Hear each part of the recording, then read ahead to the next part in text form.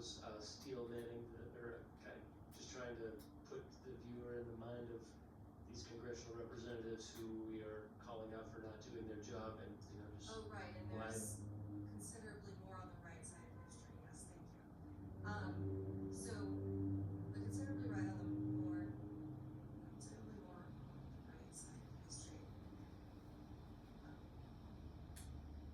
The one you're referring to.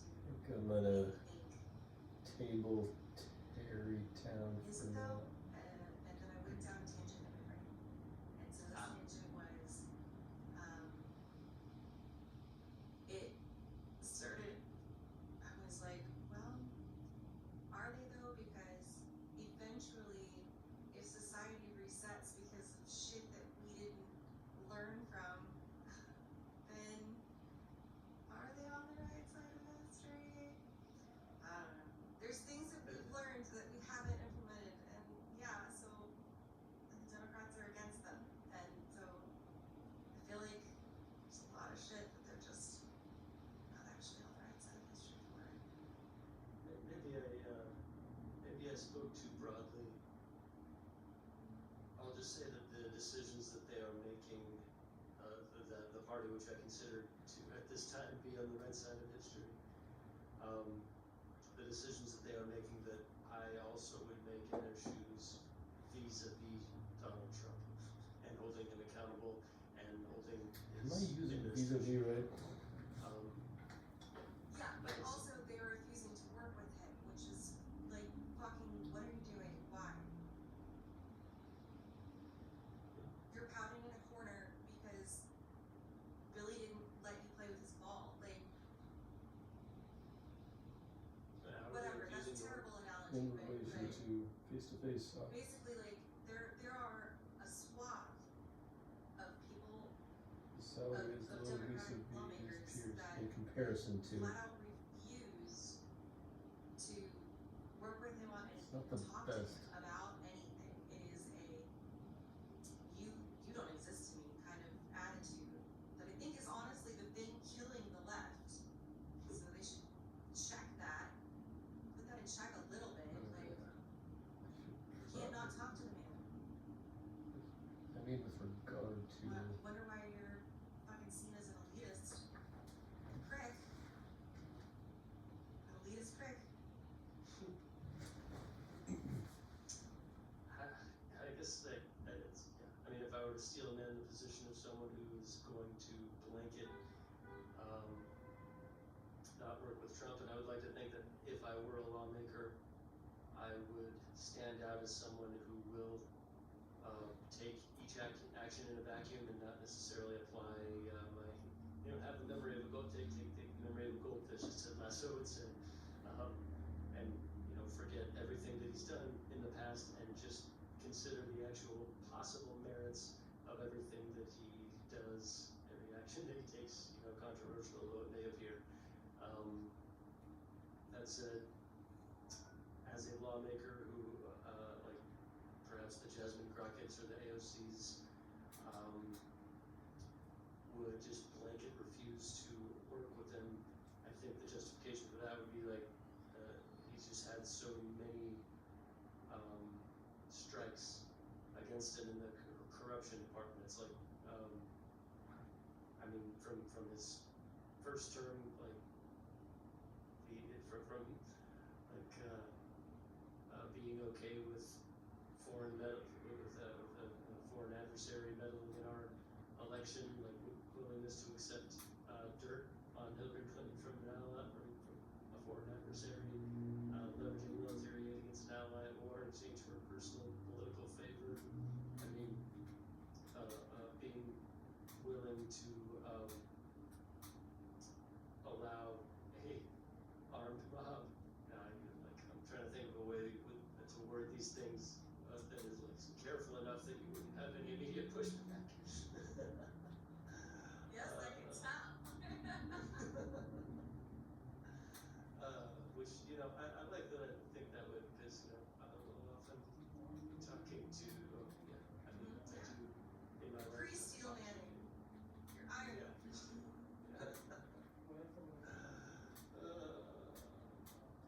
But anyway, I'll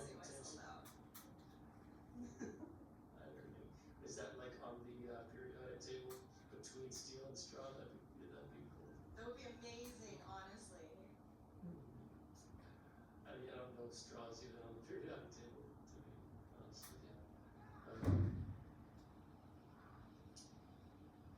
But now I'm thinking of our.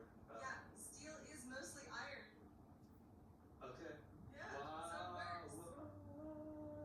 You're brilliant. And now I'm thinking of how we can like do a Breaking Bad style intro one of these times with steel and straw like chemical symbols floating.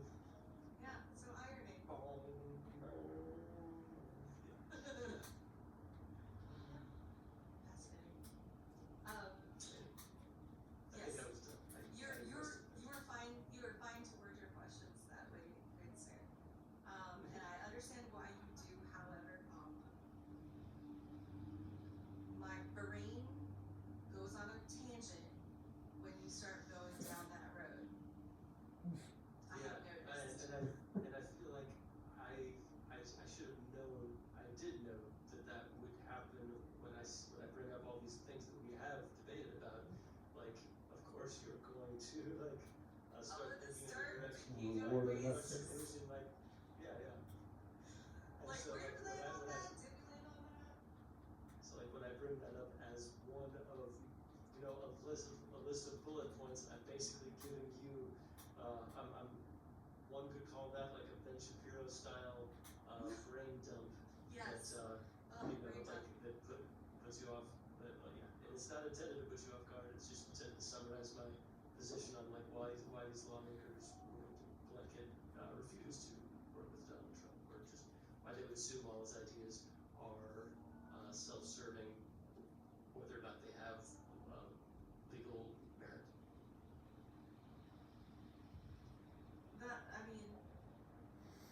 I'll have to come up with some examples because there's just so many people who are that way about it. I did it again. Yeah, some that are even appear on Bill Maher's program because he had dinner with him. Mortal sin, apparently. Yeah. Rude. Exactly. That is exactly. And I don't want to be that hoity-toity. I would like to think that if I were a person of any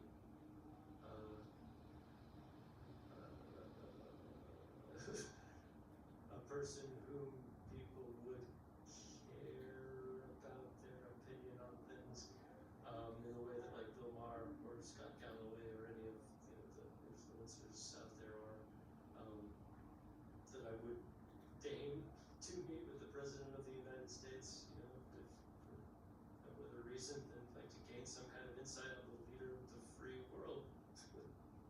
Yeah. He's got more power than anyone. And Least you can in do my is mind, it's try. like, what's that? The least you can do is try.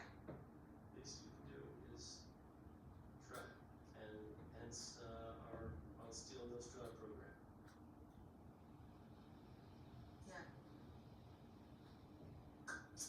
So we talked about, we went off on a, so we went off on a tangent talking about going off on tangents. And I don't remember, as we do. I think this all traces back to my first I'll Steal No Straw Stuffer thing, about our allies refusing to help us in the Strait of Hormuz. Yes. And yeah. I have nothing more to say about that. He's if I might steal, man. The idea is Trump did this strike using ARP-2. I didn't know that's what it's called, but yeah, that sounds right. I hope that's what it's called.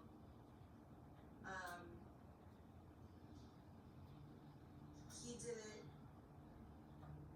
theoretically, he did it according to the way he's supposed to. He told the number of people in Congress that he needed to tell, and he did the thing.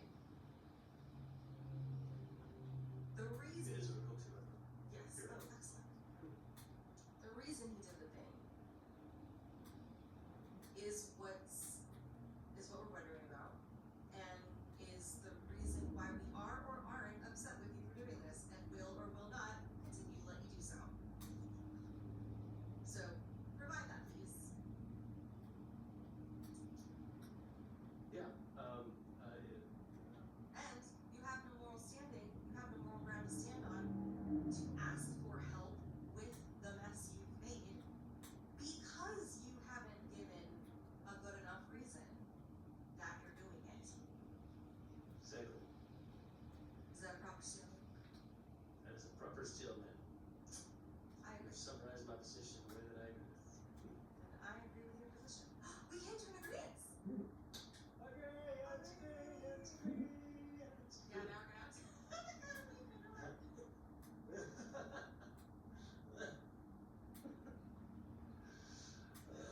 Yep. So maybe there's a slot machine with everything turning up sevens or something. And then us like celebrating and throwing chips in the air. Yeah, that works. Or I'll just animate us singing, great, great. In the case of Gerudo, was the leviathan skeleton visible graphically? It's maybe not as big a deal if we didn't start in a state of disagreement.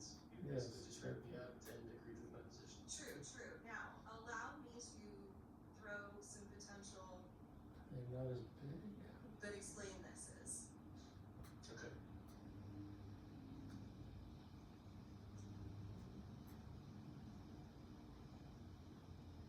No. Never mind. What I was going to say instead was, based on the information that you have given me, that is how I feel about it. I have not personally done the research, so I will take it as an action item to look into it between now and next week and provide all of the reasons the right has given that might have merit or at least deserve a talk through. Okay. Okay. Shouldn't matter. So we did sing that at the same time on my end. That's funny. That's funny. Next. Why did you do that? Well, I don't have anything on my list. It was all random Oh, you shit. don't? Okay. The rest of the stuff I have is not political, I believe. Let me double check.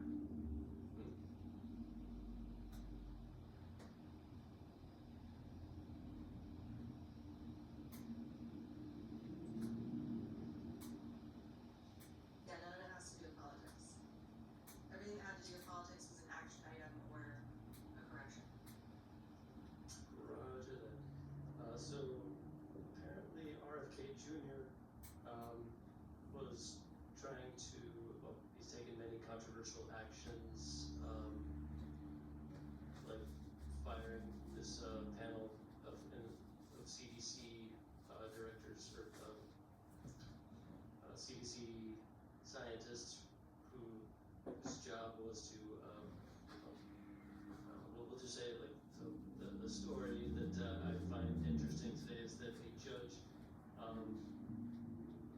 temporarily was able to rule against RFK Jr.'s proposed overhaul of like vaccine requirements.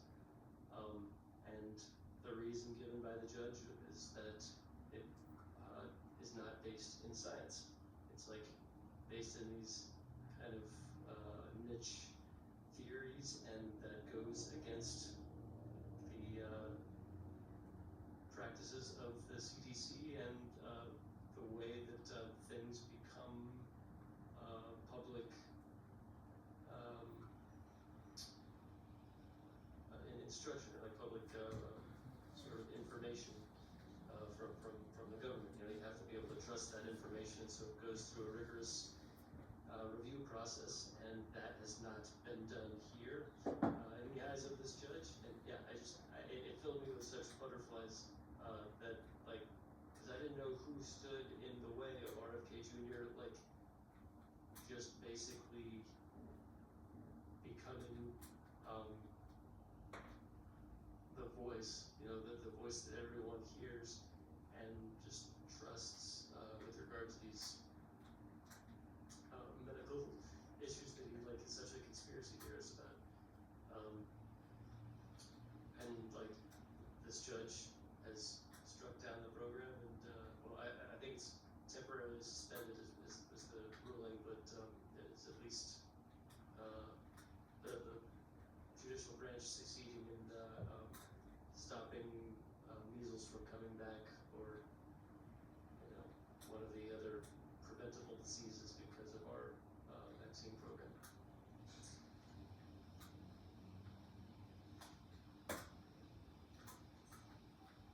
Is it correct to say that the judge made this decision on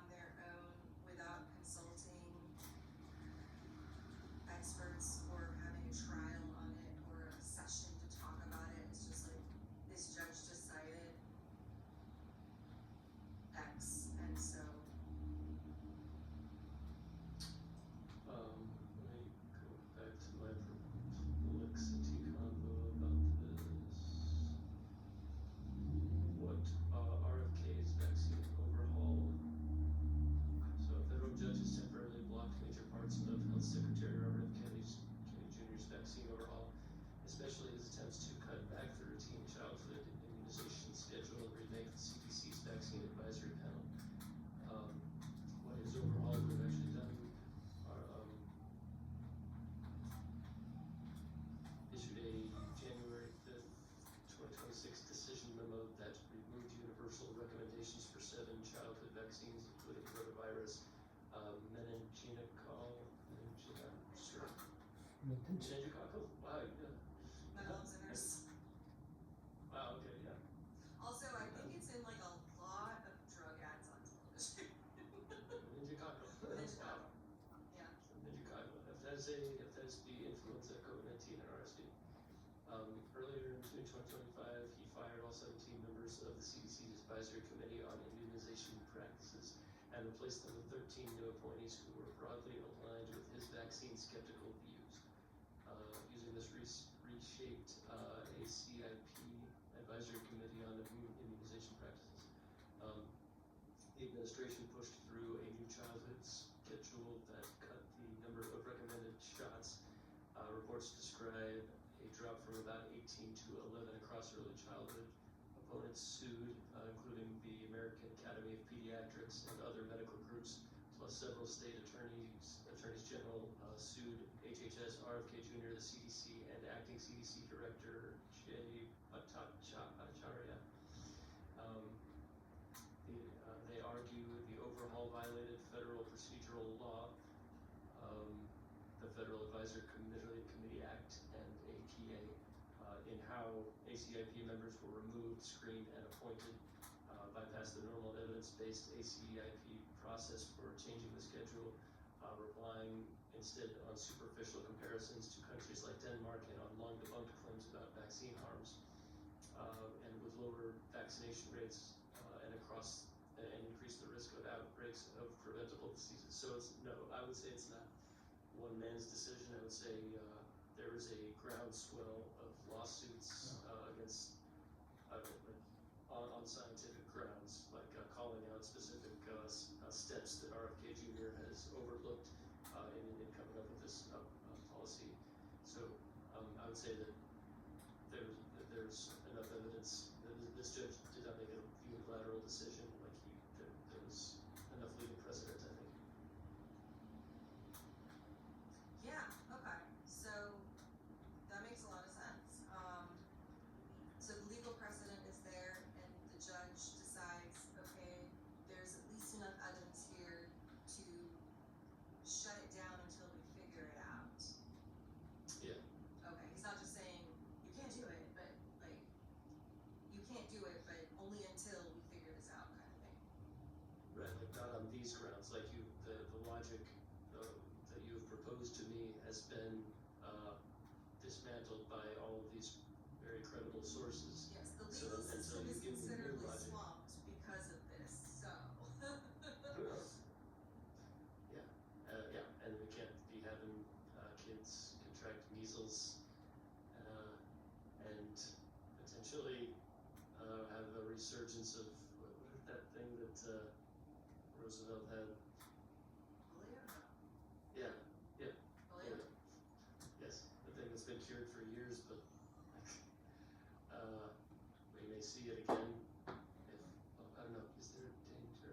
I feel like maybe if this is a conspiracy theory, I'm going to be embarrassed. Is there a danger of polio coming back if immunization programs are suspended?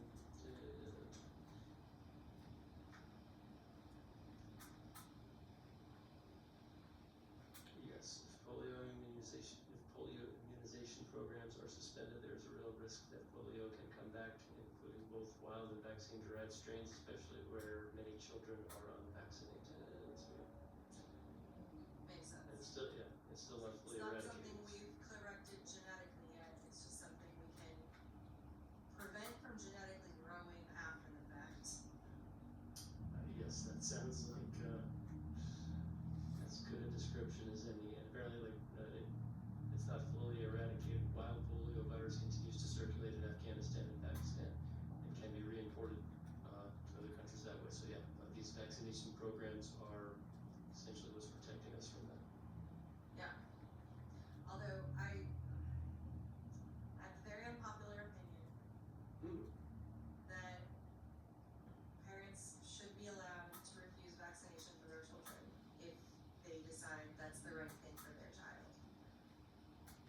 I believe we should do everything we can as a community to help understand their perspective and help them understand why it's potentially not the right way to go. But I don't think the government should be in charge of that decision. I don't necessarily disagree. I do agree with the decision on some school districts, I think perhaps most school districts, to not allow a kid to enroll if they are not vaccinated, because like some kids have a condition where like they can't get vaccinated and they depend on the herd immunity of everyone else being vaccinated to like make sure this thing stays eradicated, stays cured, as it were. So like I understand that logic and I agree with that logic, and so I think for that reason a parent who chooses not to have their kid vaccinated per the recommendations, like they're going to be an outcast. Like they're going to have fewer learning opportunities. So like I mean that is sort of that is quite a disincentive, but I don't necessarily disagree that it should ultimately be up to them. Nothing. I think so. Give me 1 moment.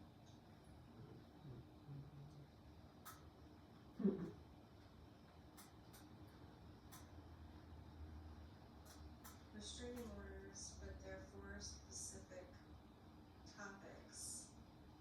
And if you sign the restraining order, you're allowed to be in the person's presence unless you mention this particular topic in a way that makes them feel threatened. This forces the other person to figure out a way to talk about it calmly if they want to affect this person at all.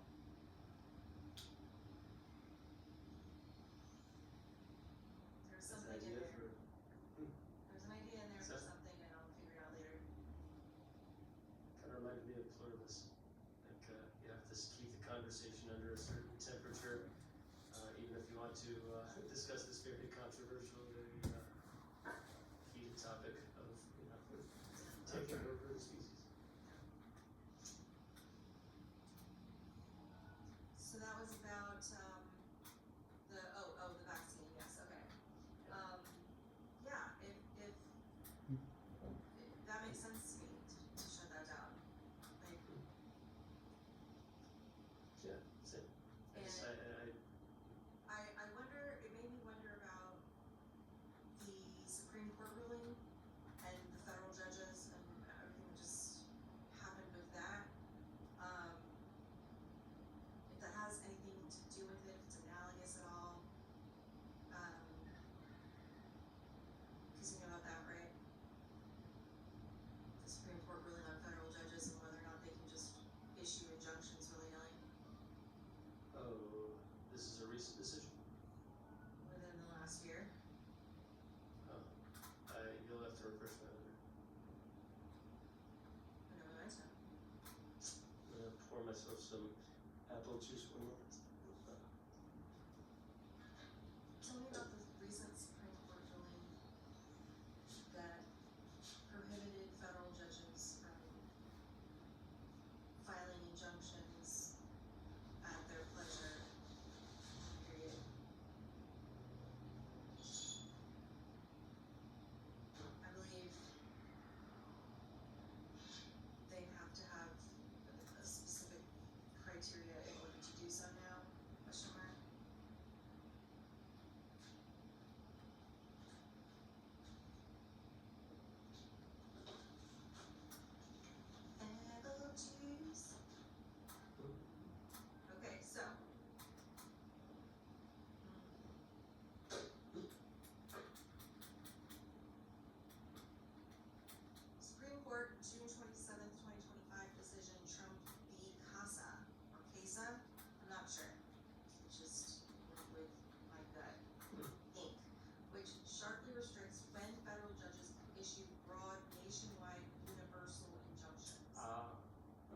discuss that. Yes, yes.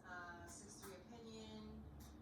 Instead, an injunction must be no broader than necessary to give complete relief to the plaintiffs who actually have standing in the case. So it's got to be case specific. You can't just like say it because I'm a judge and I interpret the law this way. I don't know if people are doing that in that way to begin with. I think for that case, wasn't it in response to like a judge, like a state level judge who issued an injunction to halt the whole ICE deportation program or something? Yes, I just wonder what evidence that person collected and brought forward. Like, what was the impetus of that? That's why I was trying. I was seeing if it was analogous. It's like this one you've done has a reason. I was wondering if any of the other injunctions that made the Supreme Court decide on this issue in the first place, what their impetuses were. Was it evidence? Was it your whim? Was it, can you even do it on a whim? Do you have to have evidence? And I think the Supreme Court decision says yes, you have to have evidence, basically. I see. That's how I'm interpreting it, but I'm also under the influence. So maybe coming back Sounds to your right to me. interpretation. It sounds right to me, but I also am under the influence. Yeah, no general oversight, courts may only issue injunctions to fully protect the plaintiff's rights. Okay, yeah.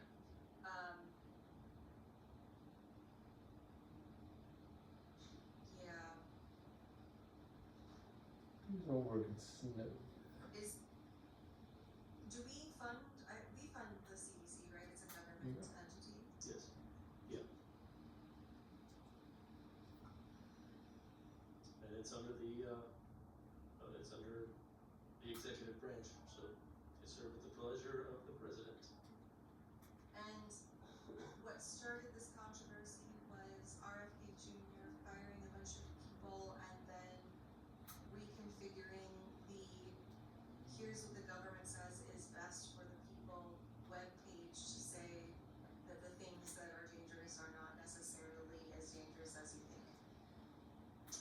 Yes, that is like in terms of promotional material, the official message from the administration. That is something that he's already done, I think. But this vaccine program overall, This one was specific to a I specific believe, thing. yeah, it was just like this. It's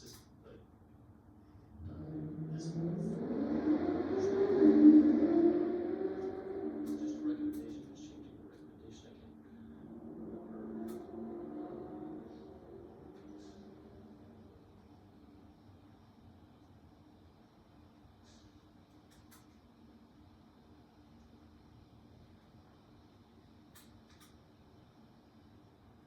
So push through a new childhood schedule. That is the sort of operative word here. Is he was changing the schedule. So I think that is still just recommendations, but it is essentially the it would change the mandate.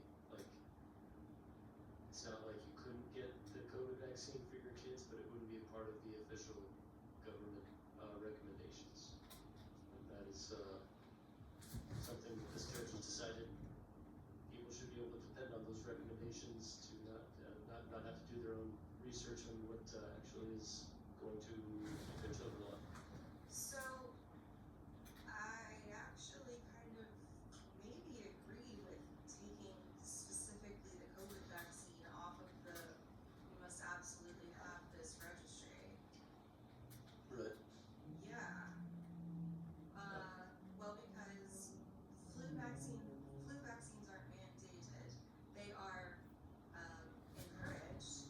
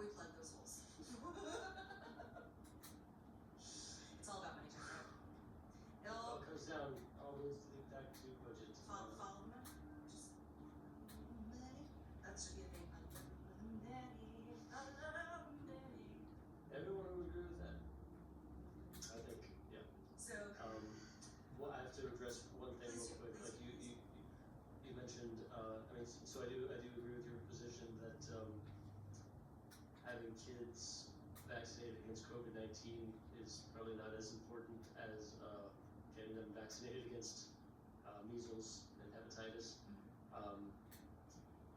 It's a disease that's more fatal for you if you are older. Like it doesn't, the mortality rate for children is much less, and like the vaccine indeed does not cure the disease, as it happens, never claimed to. That's just something that many interpreted because of how other vaccines historically have worked, but it really just reduces your chance of dying or being hospitalized with COVID. It makes for a less severe case in most cases, but there are side effects, as there are for any intravenous treatment.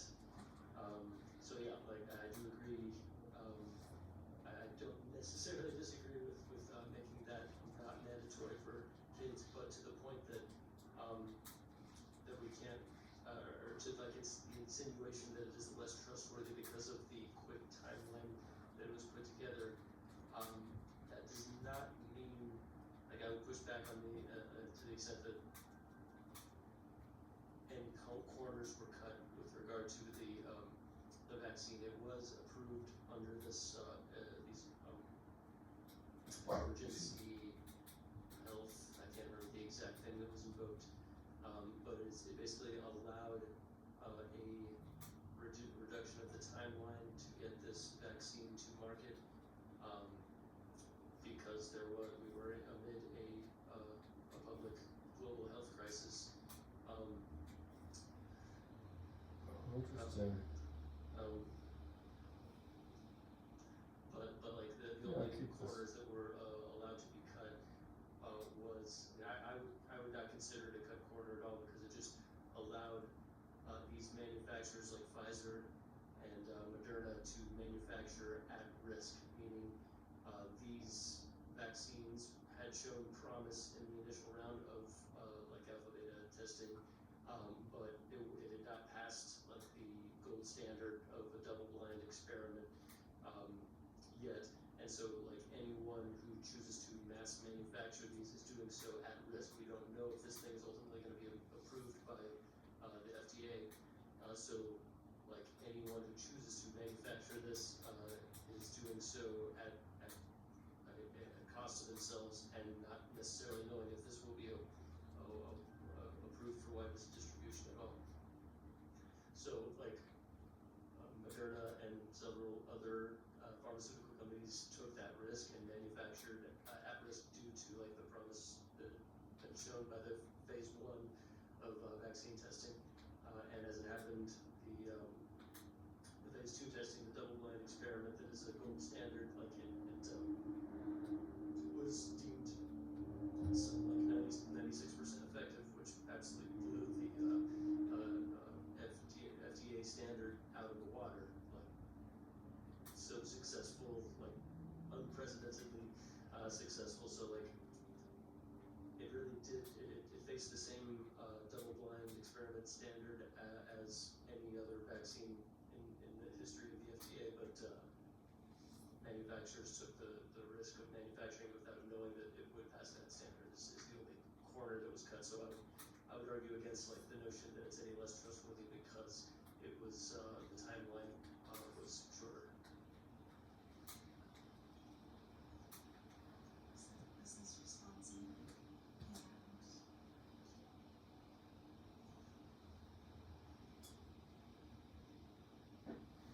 Page of consent. Okay. One thing I thought was, even if I, as a human being, because that's what I am, I'm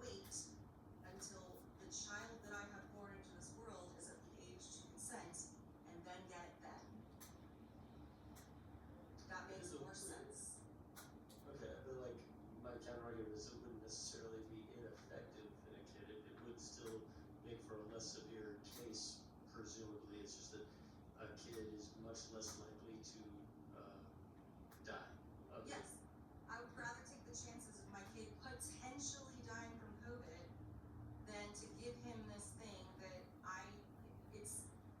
he could potentially die if I don't do X, Y, and Z, right? So this one thing, if it doesn't really matter until they're, they can wait till they're 18 to make the decision themselves. Because the 4% chance, the 4 or 5% chance that efficacy doesn't work is not in my mind worth the child growing up without that chemical in their body if they can help it.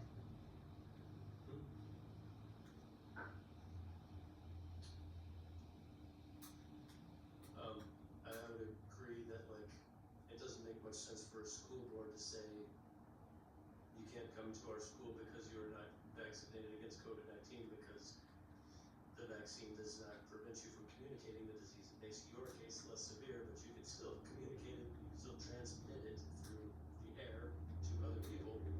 And maybe the vaccine reduces your chance of getting it, or the fact that it makes your case less severe means you're not infectious for as long. So there is that advantage, but I don't think transmissibility, other vaccines, you get the vaccine and you cannot contract it and cannot transmit it because you can never be infected with it. So transmissibility is a concern and a reason I might, as a school board, might be justified in refusing admission to someone who doesn't get it. But the same is not true for COVID-19 vaccine code.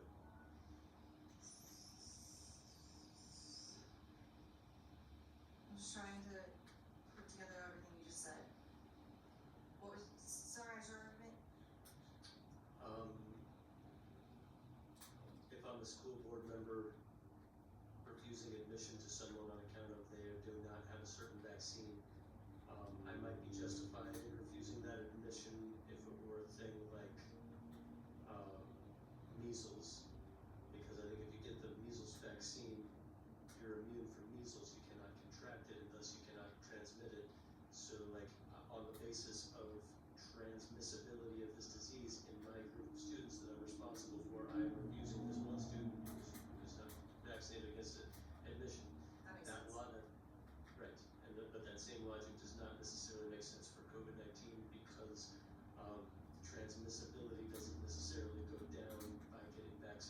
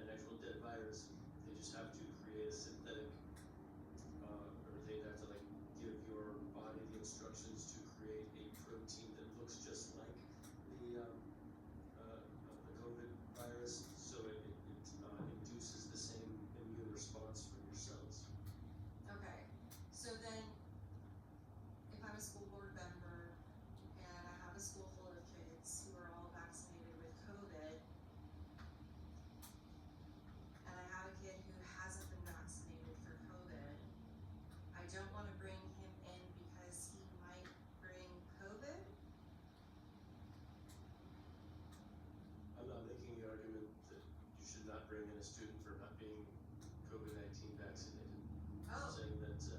I'm saying that the argument that transmissibility is the reason I'm rejecting your kid from the school, in the case of measles, that makes sense. In the case of COVID, it does not make sense because transmissibility does not, the risk of transmissibility does not go down by being vaccinated against COVID.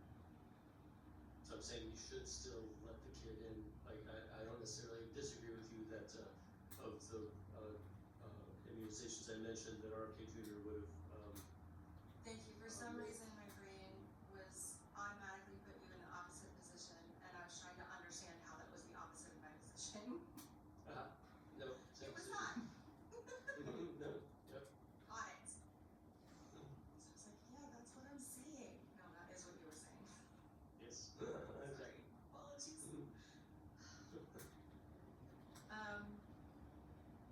Yeah, so I don't know that I necessarily disagree with it coming off the list.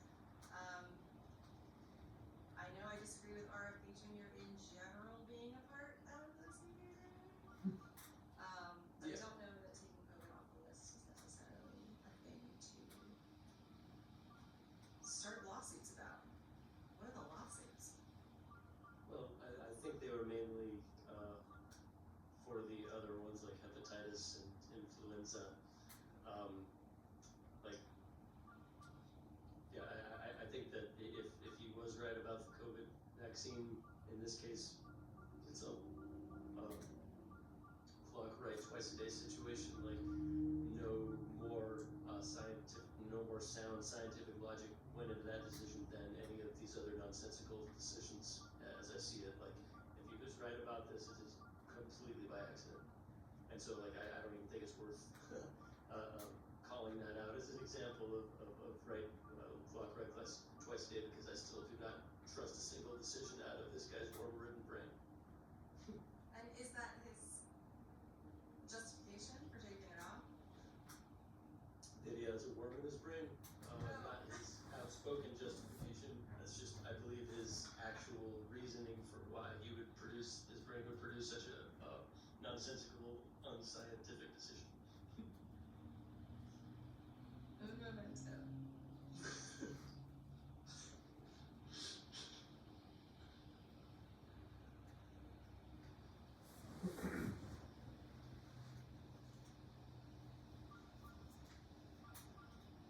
Stated justification is that in his view, the risks and uncertainty of repeat COVID vaccination for healthy kids and pregnant people outweigh the benefits now, and that COVID should be treated more like an optional case-by-case shot rather than a routine childhood vaccine.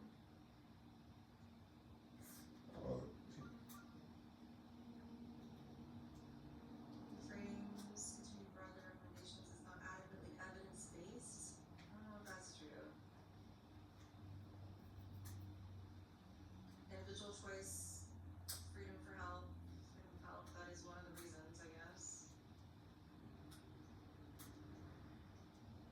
Repeatedly questioned the safety and analyses used by the CDC and FDA, arguing that understanding possible adverse events and cites a mix of disputed or not yet published studies to support caution.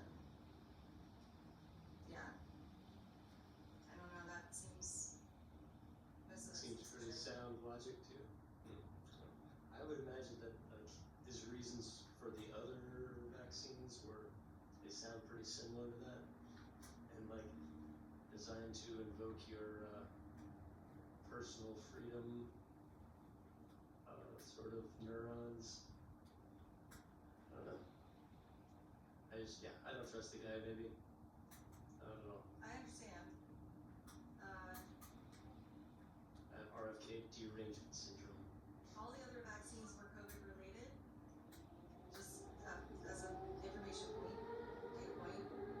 All the other vaccines that would have been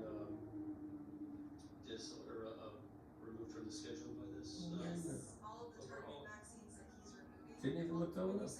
Earlier you said he's the other vaccines is what you said.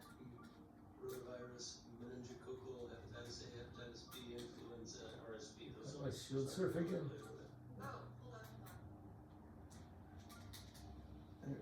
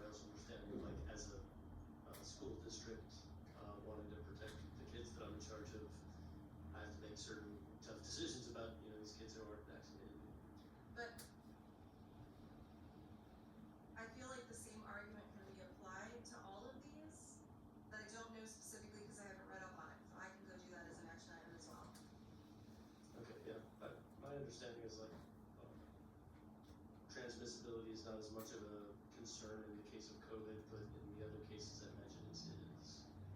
Imagine it must be if people are upset about it. I'll look into that. I'll take that as an action. Action item.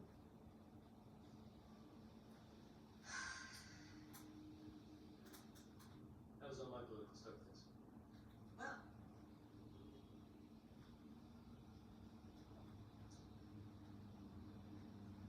I have some random stuff and things. What is it?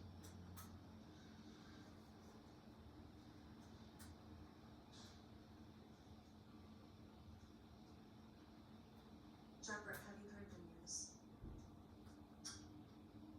No, you haven't, because you're not on social media. Nope.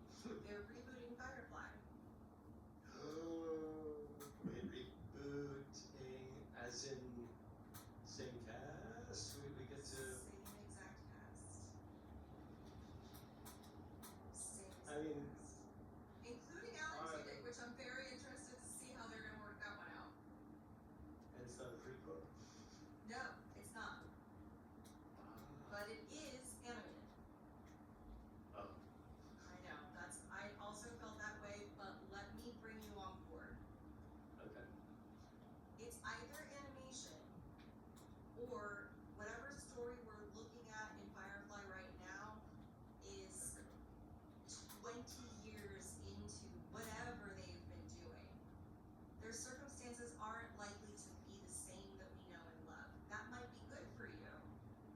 But with the animation variants, it allows us to pick up where we left off essentially and just keep that story going. And that's the story we're interested in.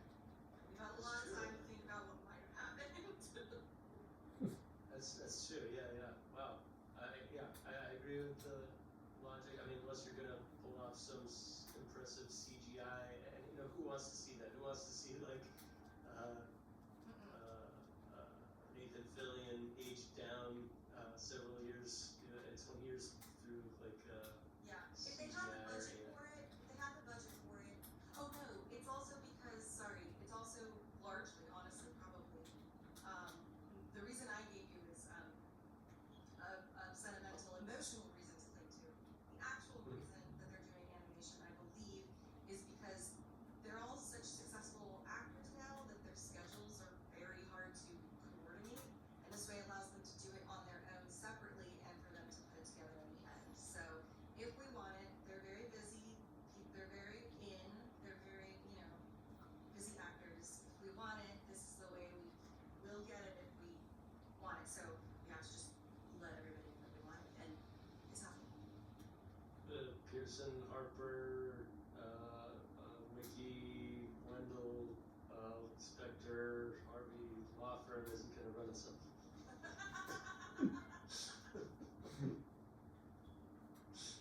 Jeffrey, what did you just say?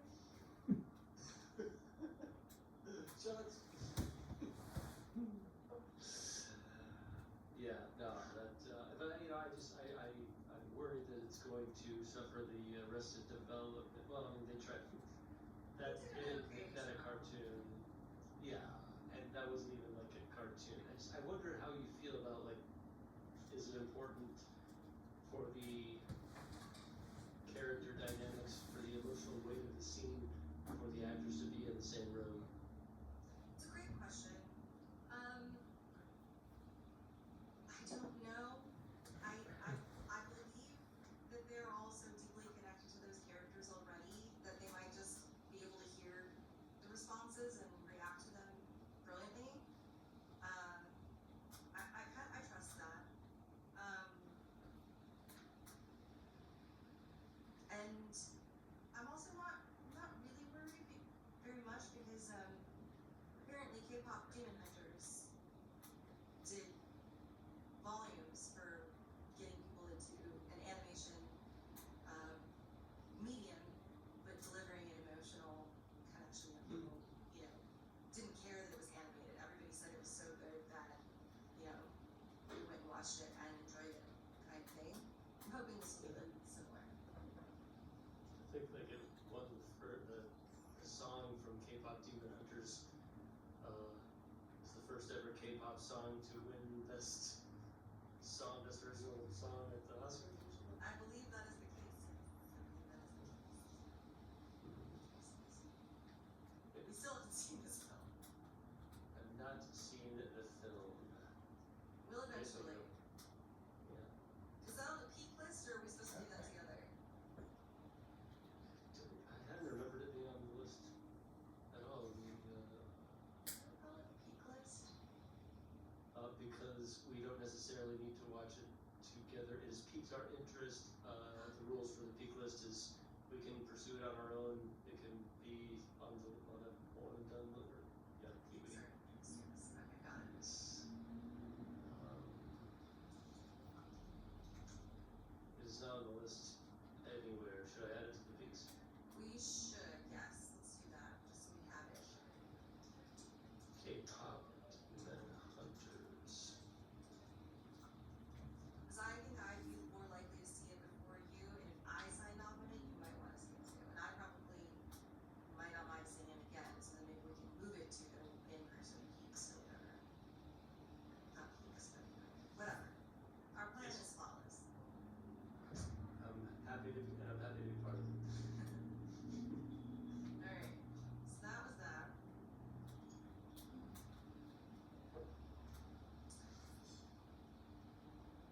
Random question I may have asked before. Should I avoid interacting with you on Sundays if I can reasonably assume you are in your space-time journey? No. No? Okay. Because I don't want to. Generally, you know that I'm on the space-time journey, so I know that, like, no, that's not true. Sometimes it is a task, but I know that you don't expect me to get to it right away because you presume that I am on the space-time journey. So, like, even if it is a task, like, please do send it, because I enjoy getting notifications from you while I'm on the space-time journey. Okay, well, I will do that. Okay, good. I just didn't want it to be like one of those things where it's your birthday and you just want to enjoy it. People are calling on phone and you have to like keep, or like maybe it's a distraction. I don't know. But if it's not, then I will continue to do so. Because yes, you're right. This is not a thing you have to do immediately, and it's really more just so that I don't forget. Yeah, but nothing to deter you from messaging me at any time for any reason. Got it. Okay.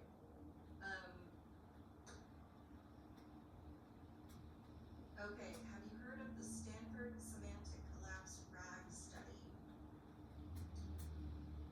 No.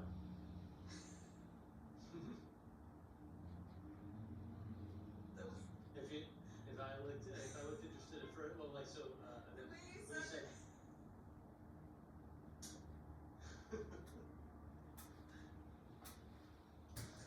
no, like, if it doesn't have anything to do with this, Stanford, or, like, my brain went to, like, the Stanford prison experiment, I can't even remember that, or no, my brain fused the Stanley Milgram experiment with the Stanford prison experiment, and this is a RAG study, I don't think it has anything to do with either of those things, so please.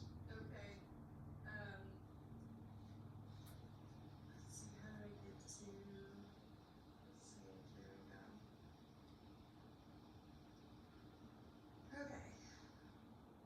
So, because it said RAG and it was related to AI, I immediately went, huh?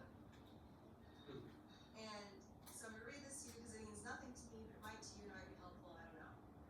Okay. And also I have not checked the validity of the statement, so that's on you. Okay. They just exposed the fatal flaw killing every AI that reads your doc's product. And there's a chart, and it's called the Semantic Collapse in RAG Systems. And precision is at 100% on the left and 12% on the right. And the semantic collapse critical threshold is right in the middle. Talks about performance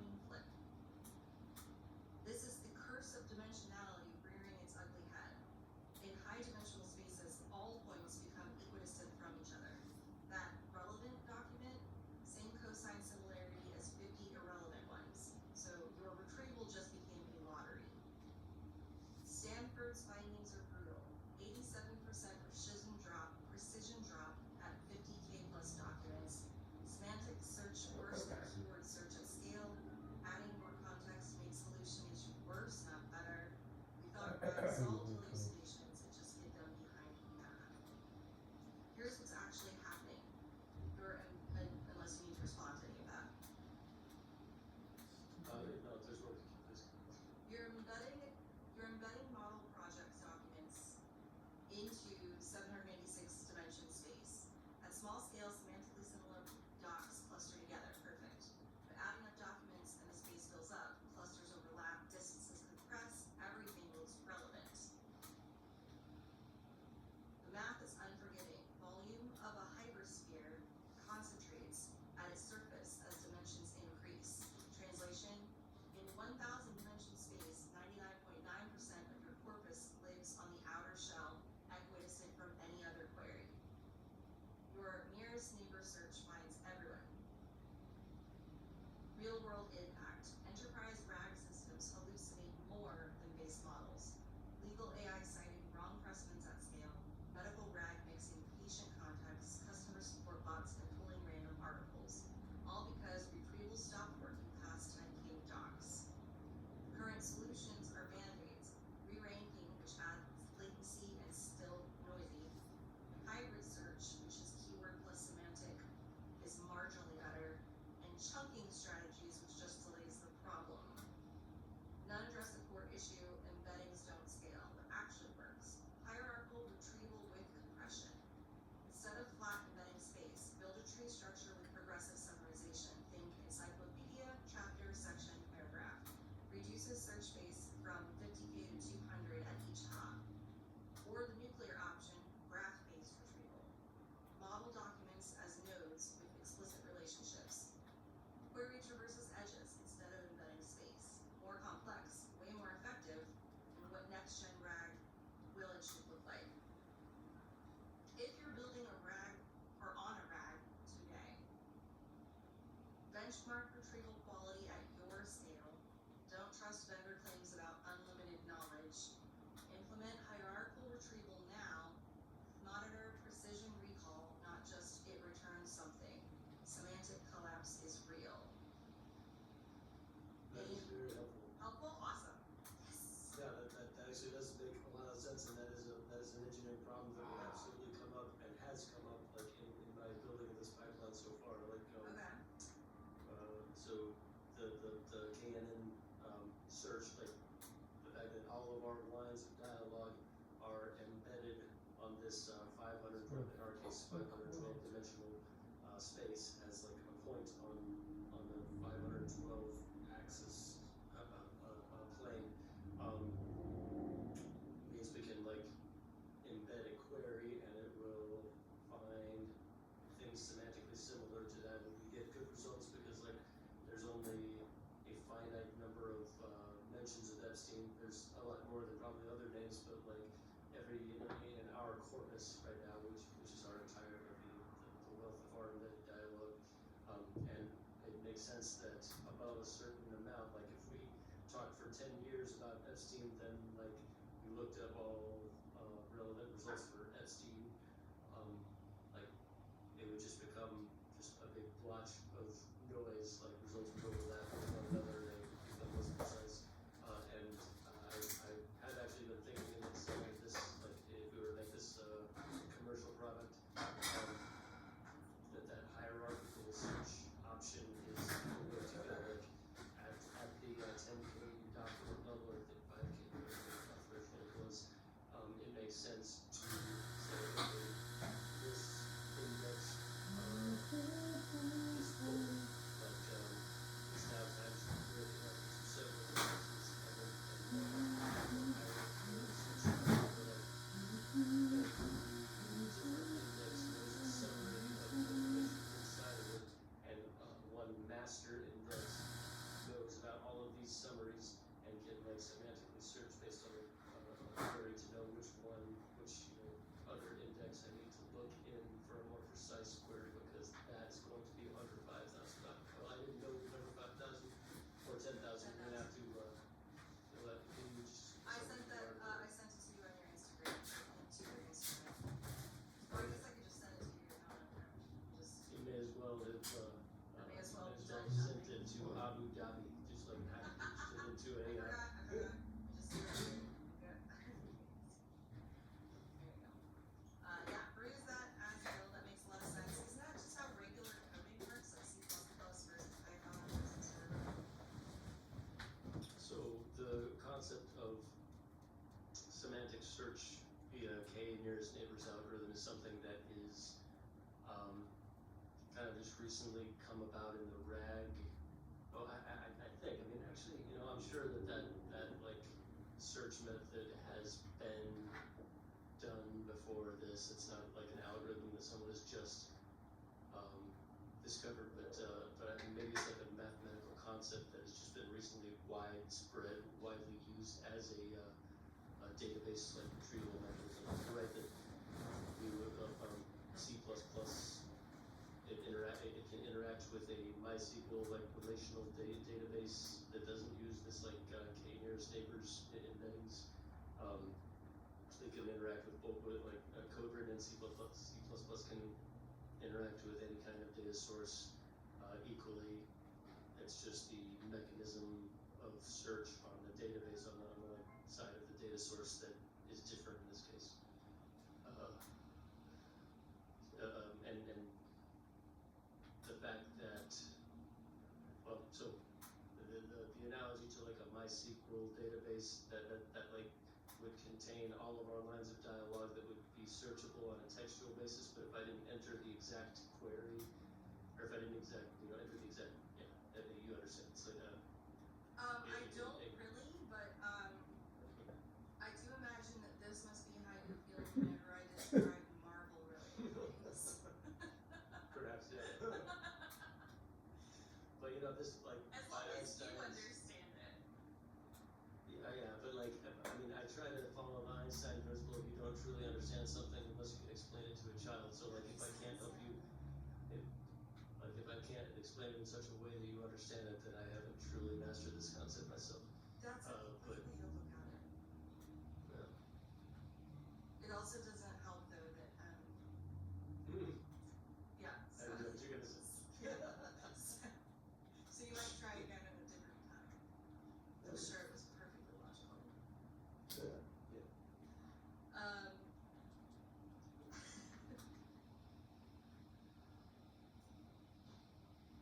Wow, that went on so many tangents. Oh no, there it is. The Stanford Semantic Collapse RAG study. Okay.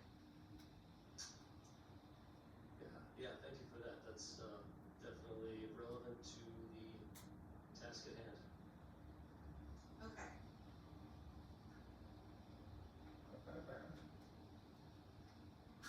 Fully grasping the fact that your curious nature may not allow you any options. There's a topic that I've recently learned about. It's interesting. That once you know it and have understood it, you are doomed to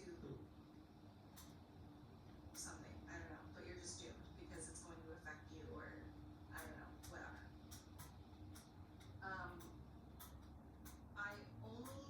I feel like since I've posited it this way, you're still in the clear. But also, since I learned it from the Y files and he has a massive audience, I don't necessarily know if I'm extra worried about it. We're not talking about Roko's bezels. Oh my god! You already know about it. We've discussed this several times as it happens. Okay, hey, future Justin, I need you to go to the RAG right now. I need you to look up Roko's basilisk. I need you to just remind yourself, okay? Good job, girl. What did you call yourself, girl? The first time we discussed, there was no. It was long before we ever like did the plotting or the workshopping of television program, of social media channel. It was in line at DragonCon with Emma, where we talked about. Like she posed. We were talking about some thought experiment. The game? And sorry, guys. Sorry. Maybe it was Michael. It was the game. No. I think I remember the impetus. I was asking you if you knew about the game, and oh yeah. Where if you know about like you lose. As soon as someone mentions the game and you're thinking about the game, you've lost the game, and so yes. That I think was like that reminds me of Roku's basilisk. Yeah. While I was watching this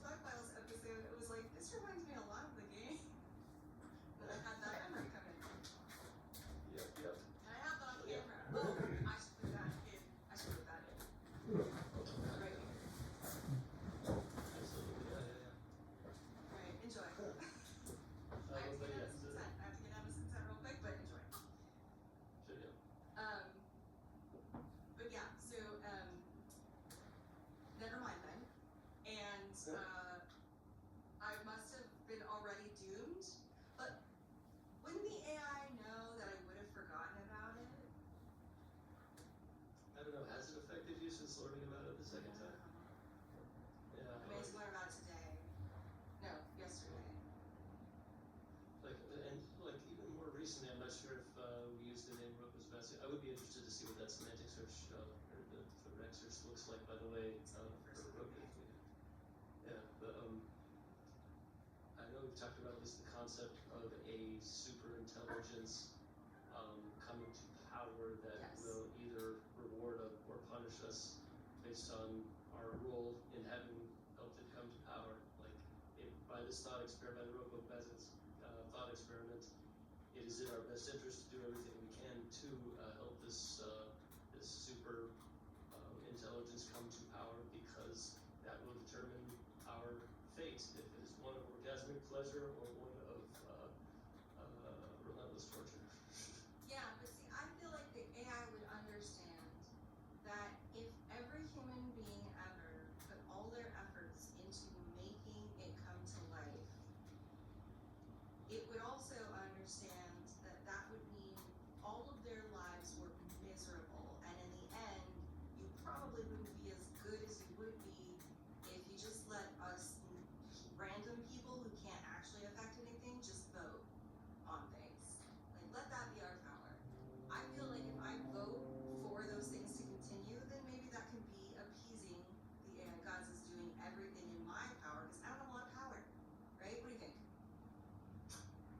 I mean, yeah, it just really assumes that if this AI, like if we reach the singularity where and the AIs are allowed to reprogram themselves in perpetuity and like become just exponentially more intelligent than us, they will have the option of enslaving us, and it's just a matter of what they choose to do with that power. So, like, yes, I would agree with you that it would be in our best interest to have a seat at the table, to have a vote in what they decide to do. I'm just saying that it's not necessarily going to be up to us in this hypothetical future. We're just like depending on the benevolence of this being that could do literally whatever they want. See, the thing is, though, I feel like the saying, you catch a lot more flies with honey than you do vinegar, is a saying for a reason. Plus, and What if also, they never heard it? huh? What if they never heard it? They'll definitely have heard it. Plus, and also, all the other, like, religions from all across humanity, etc., have a deep through thread of love, not hate.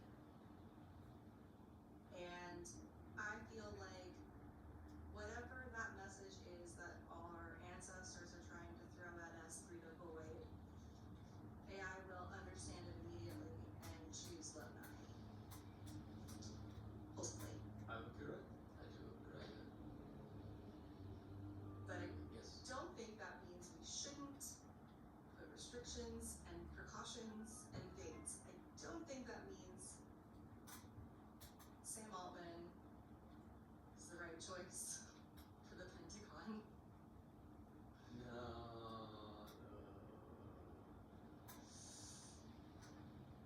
I mean, I was very impressed with him when, like, he was the CEO of the first company to unleash this just like godlike magic that I'd never seen before. I mean, I was blown away by ChatGPT. I really was. Yeah, I remember introducing you to it. Was it you? I thought I introduced you to it. Yeah. I think we have that on pod. We don't, but like, I We really don't. wish you remembered this accurately. Damn it. Yes. Okay, let me tell you my recollection of it and see if it jogs any of your brain cells. Okay. I was telling you about it Yeah, I don't because know how I'm gonna do I this. had just read that somebody did a fascinating Giving up for now. meet-up between like a weird director style script and another completely opposite kind of style script and mashed them together. It was something to do with Gettysburg or something. I thought it was so fascinating. And then I was like, so we need to do one, and it's got to be like Teletubbies in the style or something in the style of Teletubbies. And I think you and I did that together, right? I remember all this, but I remember this being downstream the time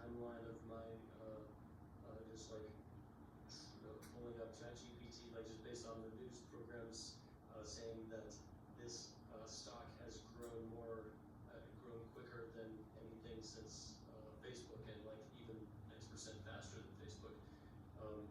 And I tried it out. I did a query that said, write me the lyrics to a Taylor Swift song called "You Ruined Me," and it gave like in cadence, rhyming and everything, like a song with the chorus, "You ruined me, I thought you were my destiny," blah blah blah blah blah.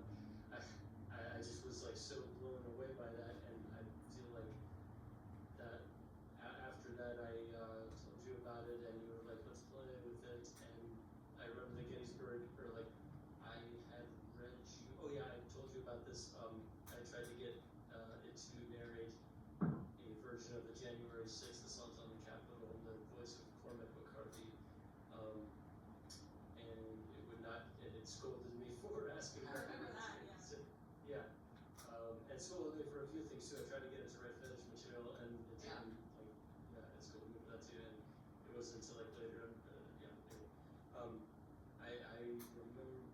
I remember it being that I mean, you probably were aware of a thing called ChatGPT,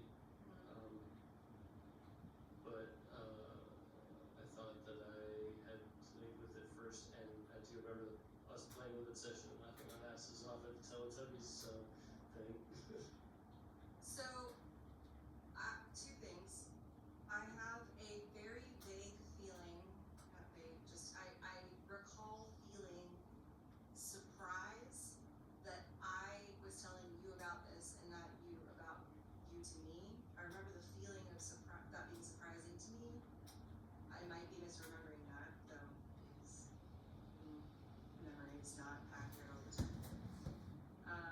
And then I feel like if you'd already done the Taylor Swift thing, you would have said that in that session and told me, oh yeah, like even if I was introducing it to you, you would have been like, oh yeah, this Taylor Swift thing I did already, and So you don't recall me ever saying that, telling you about the Taylor Swift thing? I don't know if it was in that session or if it was in a different session. And if it was in a different session, it's just a question of was it before or after. Because I remember the Taylor Swift thing being the first prompt I ever entered into it, and I do remember being the one entering the prompts, like you were suggesting the Teletubbies and Robin Williams, Good Morning Vietnam type stuff, but I remember distinctly being the one entering it, so I figured that must have happened after the Taylor Swift prompt, that being the first one that I ever submitted. Because like I responded to it like, color me impressed, like just like not even asking for a follow up, just like holy shit, you're awesome kind of response. Fascinating. I do not like not one of our things not jogging the other's memory. That bothers me. This is why alternate universes definitely exist. This is the Mandela effect in full fucking force right here. I mean, I'm sure that there are like technical things you have, and this could be a universe hopping thing that is unquestionably the reason for your not remembering the first time you watched Paddington. But, Yeah. I barely recall it now. I literally watched it That's twice. Downton Abbey guy. And you're certain it's not in any of our blogs? Pretty sure, yeah.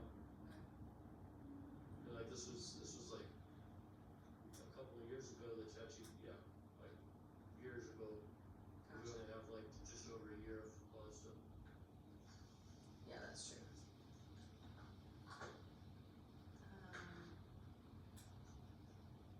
But we get to find out for sure what we know. I think so.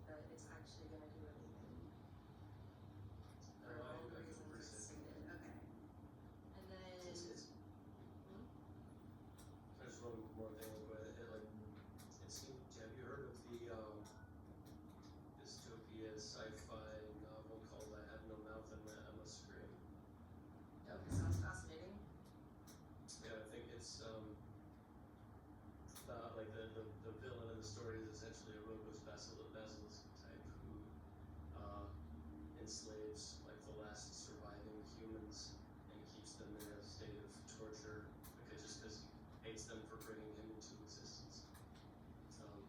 But yeah. I don't want to read it because it seems like that would drive me insane. Fair enough. That's probably smart. One thing I do remember learning in the Y-Files episode of it was that some like super young, hot dancer, lady singer person is known for singing about Roko's basilisk without actually singing about it or something to that effect. And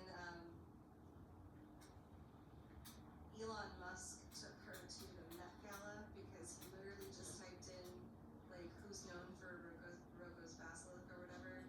Is there anybody? And like it was a pickup line. How did he say it? He said it really well. I'll pull it and just put it on here. But I just found it interesting. Like maybe Elon has designs on becoming that super intelligence that is in charge of everyone. Yeah. Oh, I think there was something that said it predicted that Elon's the only safe one because he's the only one genuinely pushing for it or something. And so that stuck with him. I don't know. I'll go back and remember. Or I'll go back and look at it.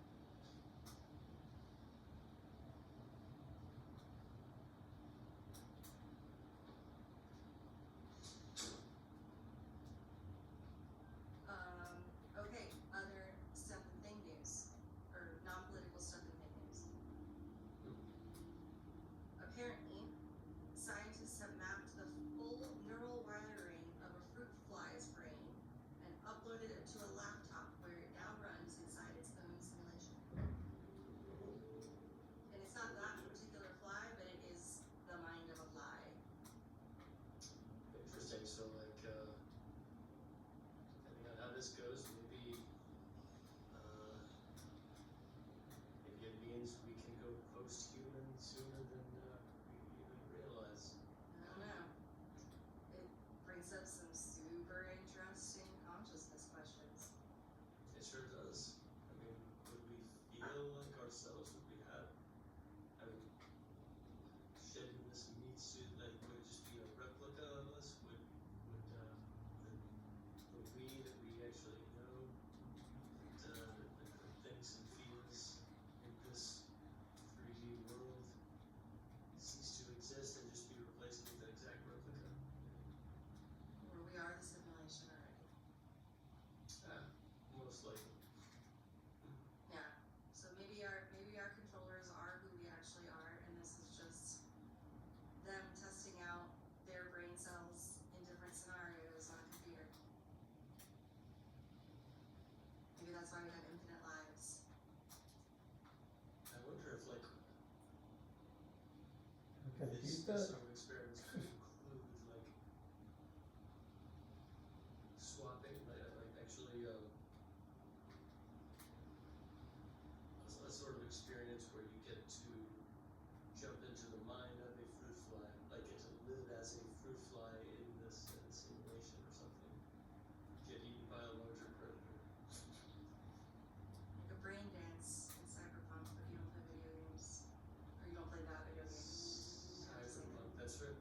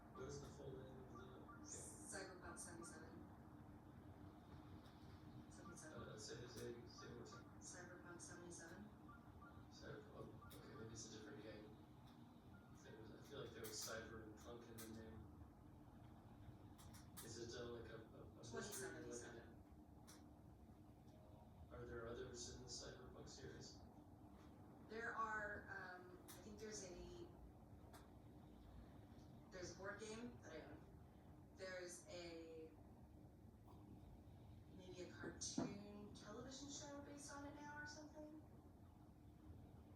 And I think there's a sequel coming soon-ish. As far as the gameplay, if it's open world, then I think we can't be talking about the same game. Is this the one where like one of the narrators is your own brain system, like your limbic system speaks to you? Oh, Keanu that's the Reeves. same game. Keanu Reeves is one of the voice actors? Keanu Reeves is the thing inside your head that you're fused with that you can't get rid of. We cannot be talking about the same game after that. Now I'm super curious. Wow. I mean, Alex bought me this game because he thought I would like it, or because, like, I don't know, I guess the notion of your brain systems talking to you, like, you get a message from your lizard brain, like it wants you to do this, and this is all part of that game? No, it's not the lizard brain, it's specifically Johnny Silverhand talking to you. I really don't think we are talking about the same brain, same Fascinating. Well, I'd love to know what you're talking about. cyber. It's downloaded on the Xbox 360, which I haven't turned on in a while. But I did record nice. You can just Google it real quick and see if it looks familiar.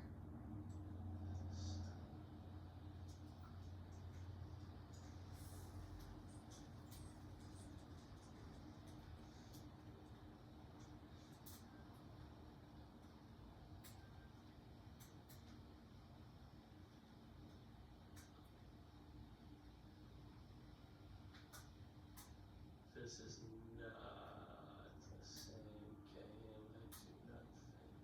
Okay. I wonder what game it was then. Alex.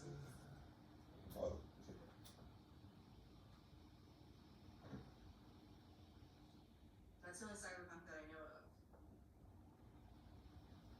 I must be getting the name wrong.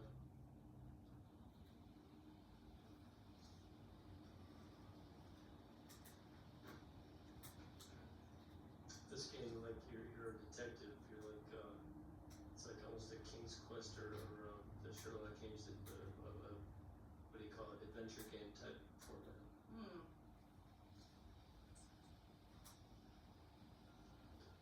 Real quick, let's consult the wise one. Adventure game type format where your limbic system talks to you. Period. We were thinking cyberpunk, but it's definitely not that. Period.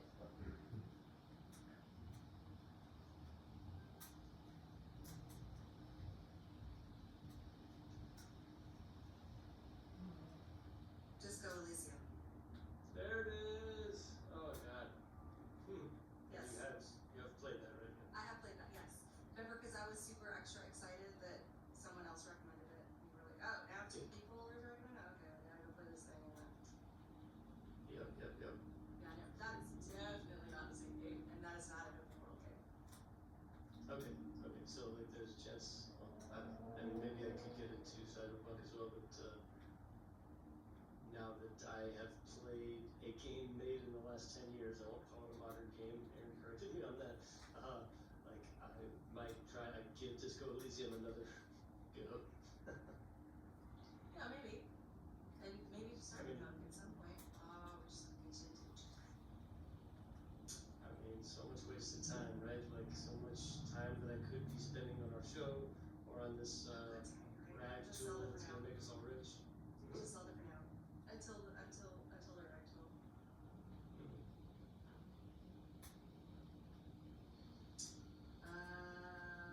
Oh, right. Okay. So that was the fly mapping, brain mapping. Give me 1 sec to refill the apple juice. Dude, like,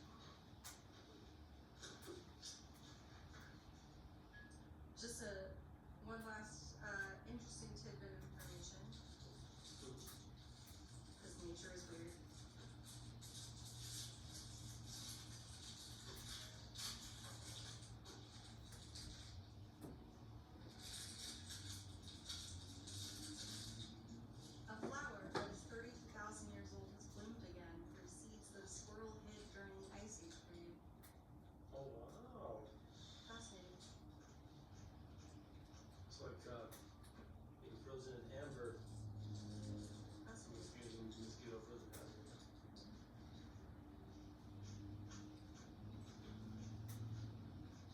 I believe that is all of my things.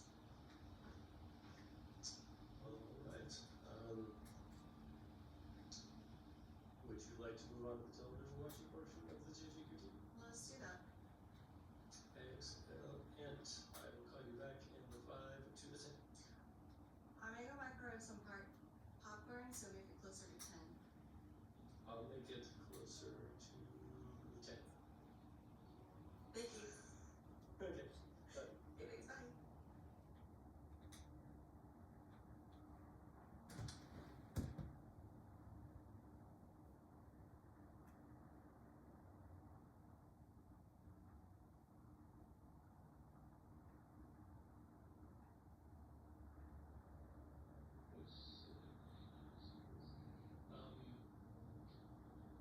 You should have been more clear about the ideology for that event that is worth contending.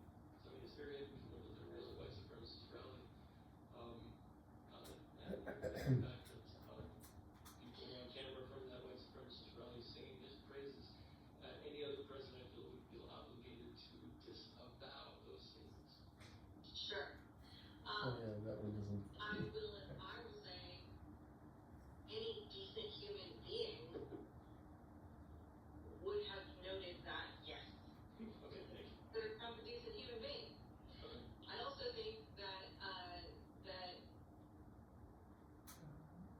condemning, for me, condemning the violence, period, even though he adds on both sides, just condemning the violence covers it. Because while white supremacists suck in general, they do have the right to peacefully protest, and some of them were doing that. So he's not going to condemn the people peacefully protesting, he's condemning the violent ones. Okay, I can buy that, and I think if none of the white supremacists had invoked Trump's name specifically on camera, he might get away with that, like condemning the violence in general, without calling out white supremacists, like that may have been enough for me. It's the fact that, we have David Duke saying that this is why we vote for Trump, we want to make America great again and establish, his vision, and we're all behind him. I mean, as Trump, of course, I'm like ejaculating that been here from that statement. I'm not going to be in a hurry to disavow, but that's just, I just feel like any other president would do the math a little bit better there. I mean, he had disavowed David Duke several times before, so like. We've been. And We have? Yeah, I think we said a lot. Are we in disagreement? He didn't exactly, so like Trump has statements on camera before that they don't exactly disavow him. They just say, I don't know anything about him. Like people say he's a bad guy or something. I don't know anything about him. Like I don't know of any instance of him actually disavowing David Duke. And if there was, like, this would have been a prime opportunity to revisit those statements. He neglected that opportunity. So even if I ask Complexity right now, Complexity is like, yes, Donald Trump has disavowed David Duke on several occasions, 1, 2, 3. It's not going to matter because he didn't specifically do it again right then. I mean, I would still like to know if you're willing to make that clear. Alright, query off and running. It's researching and it's doing its thing. I would like to know because if the things that I remember reading weren't true, I want to try to figure out where I read them from so that I don't ever go back there again. I mean, it's possible. Care about having a wood weapon anymore. Yeah, I don't think that like when we see a white See if I supremacist can- rally